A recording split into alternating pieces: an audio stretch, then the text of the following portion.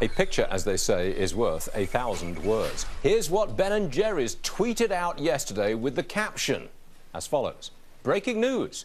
We're hearing reports of stores selling out of Ben & Jerry's in Colorado. Does someone have the munchies in Denver, we ask? It's an obvious reference to the sale of marijuana for recreational use. We thought we'd bring you that on a very snowy Friday morning. Back to the big story. Two big headlines this morning concerning your privacy on the internet. First off, Facebook is facing a class action lawsuit. It's accused of intercepting users' private messages and handing that data over to marketers and advertisers. Second story. The Department of Justice spending more than $500,000 on an enhanced LinkedIn profile that will give them access to the profiles of all 250 million LinkedIn users. You have no expectation of privacy online. Well, maybe you should, but you don't. It's gone. But you should surely expect the companies who have access to your private information to keep it secure. Bill Harris is here. He's the former PayPal CEO. He knows a few things about the internet and security and privacy, don't you? Yes. Yes, you do. There's a distinction. Facebook reads your posts, gathers the information, sells it. Yes. There's a lawsuit about that. Yes. I say that your privacy, in that sense, has gone. You've lost it. It's not there anymore. But we should expect privacy of our personal information. My mother's maiden name, for example, my social security number. That I demand to be secure. Okay? I agree 100%. Okay. So what are you going to tell us? I'm going to tell you that the Facebook, so I don't know all the details and all that, but from what I know, I think the Facebook activity is simply wrong. They should not do that. Okay?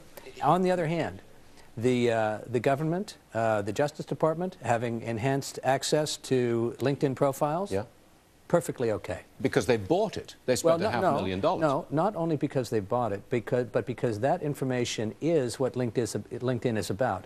You put your information on LinkedIn in order for other recruiters, other companies, other people to find out about you.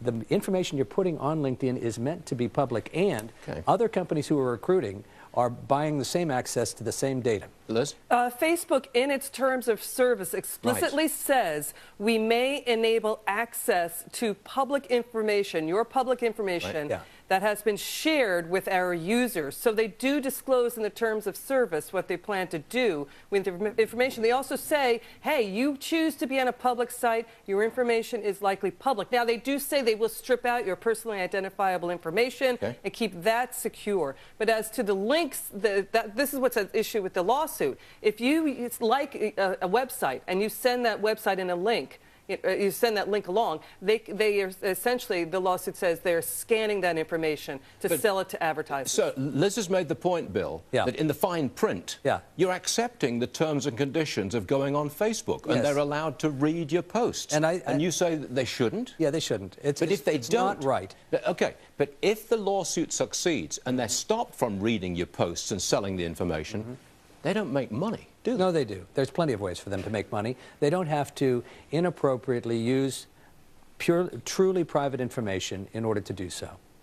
There's plenty of information that they have about people that can be legitimately used to target advertising, to do all sorts of things for the benefit not only of them, but also of Facebook users. Well, I use Gmail, and occasionally I fly to Australia or New Zealand. And I put that in my Gmail messages. And I get ads popping right up at me. Oh, fly to Down Under or with us. I know. I don't think that's right either. You don't? No. Wow, you're a Puritan, aren't you? Yes. I would like to become one, yes. Stay there, Bill. We'll have more in a second.